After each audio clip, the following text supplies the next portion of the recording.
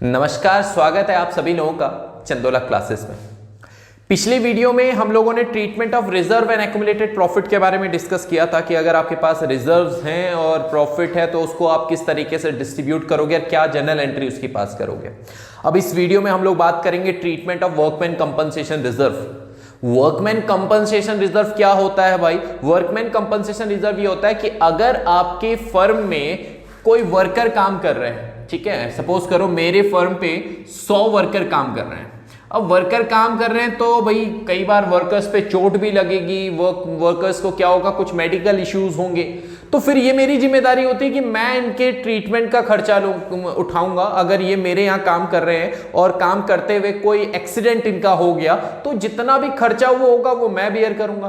तो मैं उस चीज के लिए क्या कर लेता हूं, एक अलग से रिजर्व तैयार कर लेता हूं, ठीक है। वो एक रिजर्व को हम लोग बोलते हैं वर्कमैन कंपनसेशन रिजर्व, जो मैंने फिर अलग से एक रिजर्व तैयार कर दिया कि किसी वर्कर पे चोट लगी तो वो क्या करेगा, फिर मैं उसका पैसा वर्कमैन कंपनसेशन रिजर्व से दूंगा अगर किसी वर्कर पे चोट लगती है तो, ताकि मुझे फिर अपने बिजनेस के जो मतलब पार्टनर को अलग से पैसा ना लाना पड़े इस चीज के लिए। तो हमने एक रिजर्व क्रिएट कर दिया, स्पेसिफिक रिजर्व क्रिएट कर दिया कि अगर वर्कर पे चोट लगती है तो वो वर्कर को जो क्लेम दिया जाएगा, उसका पैसा जो दिया जाएगा, उसका मेडिकल का खर्चा जो उठाया जाएगा वो सारा का सारा वर्कमैन कंपनसेशन रिजर्व से उठाया जाएगा।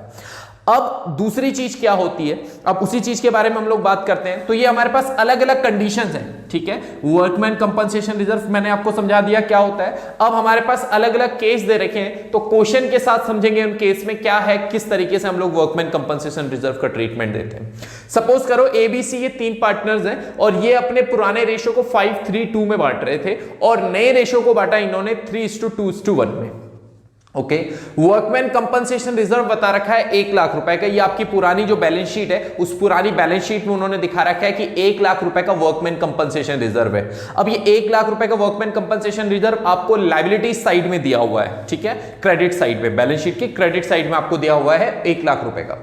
So treatment of workman compensation reserve in each of the following cases। अब आपके पास अलग अलग कंडीशंस हैं, 3 अलग अलग कंडीशंस हैं और इन 3 अलग अलग कंडीशन में आप वर्कमैन का ट्रीटमेंट किस तरीके से दोगे वो देखिए। पहला केस है आपके पास if there is no information, अगर आपके पास कोई इंफॉर्मेशन नहीं दी हुई, या हम बोल सकते हैं कोई भी क्लेम नहीं आया वर्कमैन के लिए। बहुत ध्यान से समझिएगा, इसने कहा कि वर्कमैन कंपनसेशन रिजर्व यानी आपने रखा हुआ है 1 लाख रुपए को कि अगर किसी वर्कर पे चोट लगती है तो मैं ये 1 लाख रुपए से उसको पैसा दूंगा, उसको जो पैसा दिया जाएगा वो इन 1 लाख रुपए से दिया जाएगा। अब आपने क्या कर दिया, आपने क्या किया कि इसमें इंफॉर्मेशन आपके पास आई कि किसी वर्कर पे साल भर में चोट लगी ही नहीं, मतलब पूरा साल भर गया और किसी वर्कर पे चोट लगी नहीं। जरूरी थोड़ा है कि आपके फर्म पे कोई काम कर रहा है तो सब पे चोट लगेगी। हो सकता है आपने रिजर्व बनाया हो और किसी पे चोट ना लगी हो। तो वही चीज है, आपके पास कोई इंफॉर्मेशन नहीं दे रही, आपके पास सिर्फ बता रखा है कि वर्कमैन कंपनसेशन रिजर्व है 1 लाख रुपए का, पर उन्होंने ये नहीं बताया कि क्लेम कितना आया इस 1 लाख रुपए पे। तो कोई क्लेम नहीं आया, किसी वर्कर पे चोट लगी ही नहीं, तो लगी नहीं तो क्लेम क्यों मांगेगा। अब आपके पास जो 1 लाख रुपए ये बच गया। अब ऐसा तो होगा नहीं ना कि अगर वर्कर पे चोट नहीं लगी तो आप जबरदस्ती उस पे चोट लगाओगे, ला सर पे मार उसके, और उसके बाद चल भाई 1 लाख रुपए तो खर्च करने, नहीं, क्योंकि ये खर्च नहीं हुआ है। अब खर्च नहीं हुआ है तो अब इसको क्या करोगे, अब आप पार्टनर्स, जो किसी का नहीं वो इन पार्टनर्स का हो जाएगा, ठीक है। वो पैसा क्या होगा, ये पार्टनर्स आपस में एक दूसरे के बीच में डिस्ट्रीब्यूट कर लेंगे, क्योंकि ये 1 लाख रुपए बच गया है ना, उन्होंने खर्च करना था पर नहीं हुआ, ये पार्टनर्स को बच गया तो पार्टनर्स को मिलेगा, है ना, पार्टनर्स को ये अमाउंट मिलेगी वर्कमैन कंपनसेशन की। तो पार्टनर्स को मिलेगी तो पार्टनर्स का अकाउंट क्या हो जाएंगे, क्रेडिट हो जाएंगे। क्या हो जाएगा, क्रेडिट हो जाएगा पार्टनर्स के अकाउंट, ठीक है। तो पार्टनर्स को क्रेडिट कर देंगे पहला कंडीशन में, और जो वर्कमैन कंपनसेशन रिजर्व है वो डेबिट हो जाएगा। Workman compensation reserve account debit, मैंने शॉर्ट में लिखा हुआ, आप पूरा लिखेंगे, टू पार्टनर्स कैपिटल। अब कौन कौन से partners, to A's capital account, to A's capital account, to B's capital account, to B's capital account, to C's capital account, to C's capital account. अब आपके पास ये सिंपल से आ गया, ठीक है, कि 1 लाख रुपए था और 1 लाख पे कोई क्लेम नहीं आया, तो क्लेम नहीं आया तो पूरा का पूरा 1 लाख रुपए बच गया, और वो 1 लाख का 1 लाख आप पार्टनर्स के बीच में बांट दोगे। तो 1 लाख रुपए जब ये पार्टनर्स के बीच में बटेगा तो किस रेशियो में बटेगा, ध्यान रखिएगा ओल्ड रेशियो में। मैंने पिछली वीडियो में भी इस बारे में बात किया था, कोई भी चीज बैलेंस शीट के अंदर की कोई भी चीज डिस्ट्रीब्यूट करते हो ओल्ड रेशियो में ही बांटोगे, क्योंकि ये सब पुराना है। वर्कमैन कंपनसेशन रिजर्व कब का बना रखा था, पहले बनाया था, नया नहीं है, तो वो पुराने ही रेशियो में डिस्ट्रीब्यूट होगा। तो 5-3-2 में बांटेंगे तो इसको मिल जाएगा 50,000, इसको मिल जाएगा 30,000 और इसको मिल जाएगा 20,000 रुपए एज अ रिजर्व। ओके, ये आपके पास वर्कमैन कंपनसेशन रिजर्व का है। पहली कंडीशन में जहां पे आपके पास कोई क्लेम नहीं आया था, और क्लेम नहीं आया तो वो सारा का सारा पैसा पार्टनर को मिल जाएगा। दूसरी कहानी क्या है, if a claim on account of workman compensation is estimated at 60,000। अब की बार क्लेम आया, अब की बार वर्कर पे चोट लगी, ध्यान रखिएगा 1 लाख रुपए आपने रिजर्व बनाया था, कितने का था, 1 लाख रुपए, और इसमें से क्लेम आ गया, इसमें से क्लेम आ गया 60,000 रुपए का, 60,000 रुपीज का क्लेम आ गया। तो ठीक है भैया, 60,000 रुपए का क्लेम आ गया ना, और कितना बच गया, 40,000 रुपए। ये 40,000 क्या है, अनक्लेम्ड है। ये कैसे अमाउंट है, अनक्लेम्ड है, ठीक है, यानी इस पे कोई क्लेम नहीं आया, ठीक है। 1 लाख रुपए आपने रखा हुआ था कि किसी वर्कर पे चोट लगती है तो 1 लाख रुपए, जिसपे 60,000 रुपए पे क्लेम आ गया। अब आप 60,000 रुपए ये आपकी लायबिलिटीज है, ठीक है, क्योंकि आपको देने हैं ना, जिसने क्लेम मांगा है आपको उसको देने पड़ेंगे, पर फिर उसके बाद 40,000 रुपए बच रहा है। ये 40,000 किसी के कोई क्लेम नहीं आया, तो ये फिर पार्टनर्स आपस में एक दूसरे के बीच में डिस्ट्रीब्यूट कर देंगे, ठीक है। ये आपके पास आया, एक दोबारा बता देता हूं, 1 लाख रुपए का रिजर्व था जिसपे 60,000 रुपए क्या था, क्लेम आया, तो आपके पास बचा 40,000 रुपए। वो कैसे अमाउंट है, अनक्लेम्ड अमाउंट है, कितने का, 40,000 रुपीज। ये पार्टनर्स आपस में डिस्ट्रीब्यूट करेंगे। 60,000 रुपए जो क्लेम आ रखा है वो तो आपका क्या हो जाएगा, लायबिलिटीज हो जाएगी। तो क्या होगा, सबसे पहले जो 60,000 रुपए आपका क्लेम आया, आप उसको किस तरीके से ट्रीट करोगे, तो आपके पास एंट्री जो हो जाएगी वो हो जाएगा क्या, workman compensation reserve account debit. ये तो डेबिट रहेगा ही, ठीक है। टू कितने के लिए क्लेम आया, क्लेम आया 60,000 रुपए के लिए, तो उसके लिए लिखेंगे to provision for workman compensation reserve account, workman compensation claim account, workman compensation claim account, ठीक है। आपका जो वर्कमैन कंपनसेशन रिजर्व था वो था 1 लाख रुपए का, और उसमें से जो आपने क्लेम फॉरवर्ड किया वो कितना आया, क्लेम कितने का आया, 60,000 रुपए के लिए क्लेम आया। बाकी अनक्लेम्ड अमाउंट क्या करोगे, आप डिस्ट्रीब्यूट कर दोगे अमंग द पार्टनर्स, ठीक है। टू एज कैपिटल अकाउंट, ए के बीच में, टू बीज कैपिटल अकाउंट, ये बी को मिल जाएगा, और to C's capital account, to C's capital account, ठीक है। तो ये हो जाएगा ए बी सी, इनके बीच में डिस्ट्रीब्यूट हो जाएगा 40,000 रुपीज, किस रेशियो में, इनके ओल्ड रेशियो में। ओल्ड रेशियो कितना है, 5:3:2, तो 20,000 है ना, 12,000 और 8,000 रुपए। यानी आपका जो 1 लाख रुपए था, आपने उस 1 लाख रुपए को क्या किया कि 60,000 रुपए तो जो क्लेम आया, आपने वो क्लेम दिखा दिया 60,000 रुपीज, बाकी बचा कितना, 40,000 रुपीज। वो 40,000 रुपीज आपने क्या कर दिए, पार्टनर्स के बीच में डिस्ट्रीब्यूट कर दिए इन देयर ओल्ड रेशियो, उनके ओल्ड रेशियो में। सिंपल सी कहानी थी ये, ठीक है। ये ध्यान रखिएगा, ये क्या है, आपके पास 2 क्लेम आए, 2 अलग अलग केस थे।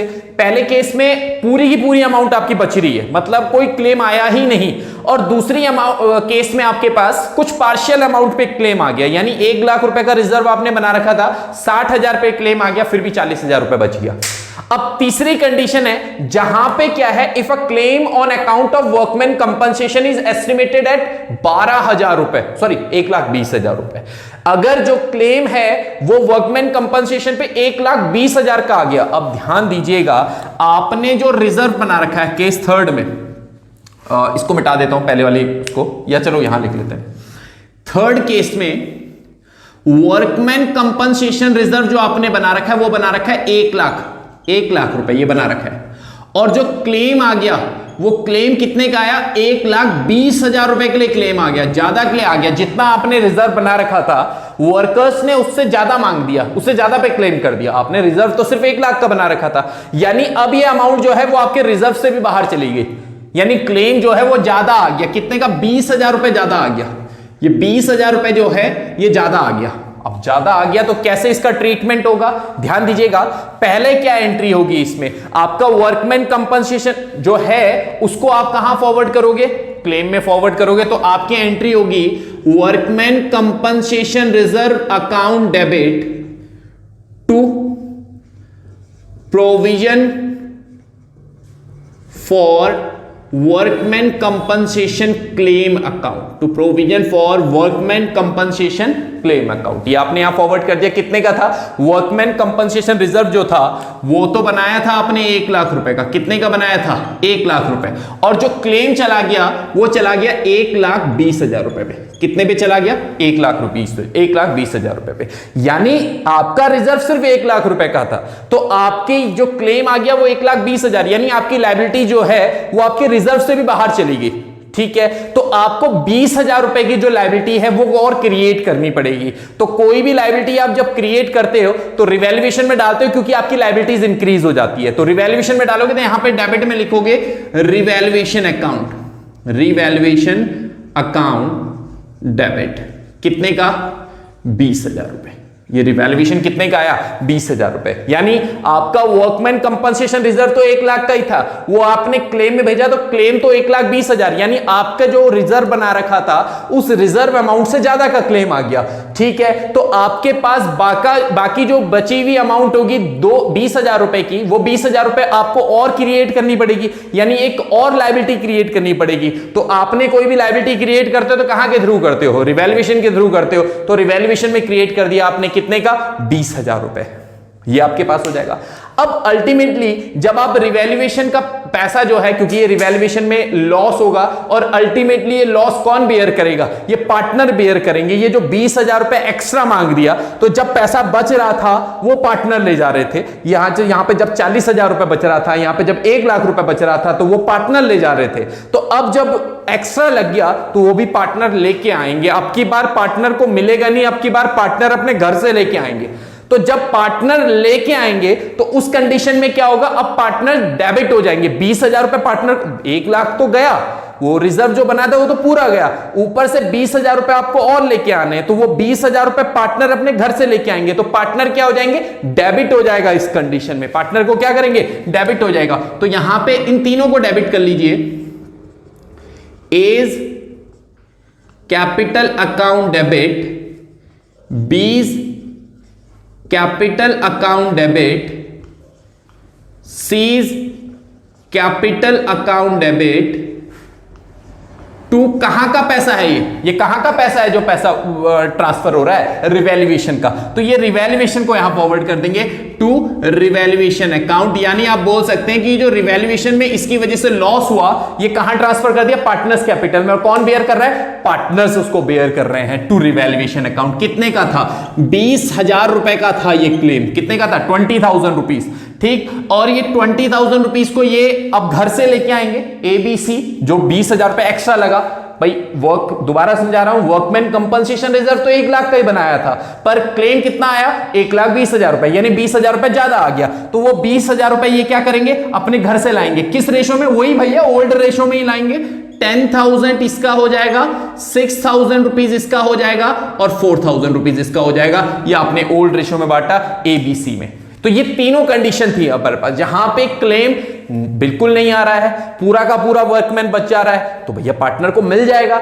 दूसरा, जब क्या हो रहा है? किसी पार्टनर पार्शियल अमाउंट पे क्या आ रहा है? कुछ क्लेम आ रहा है, यानी 1 लाख रुपए का रिजर्व आपने बना रखा था कि किसी पे चोट लगेगी तो यहां से देंगे, तो लगी चोट और उसने 60,000 मांगे, फिर भी 40,000 बच गए, तो ये पार्टनर को मिल जाएंगे, 60,000 उसको दे देंगे। मतलब वो क्लेम आ गया तो वो लायबिलिटी होगी आपके लिए, और बाकी बचा 40,000 रुपए, ये पार्टनर्स आपस में बांट देंगे। अब तीसरे वाले में पासा उल्टा हो गया। यहां पे क्या हो गया? चोट ज्यादा लग गई किसी वर्कर पे, चोट ज्यादा लग गई, तो ज्यादा लगने की वजह से क्या हो गया? उसने पैसा ज्यादा मांग दिया। ज्यादा मांग दिया यानी वो पैसा इतना ज्यादा मांग दिया कि वो अपने रिजर्व से भी बाहर चला गया।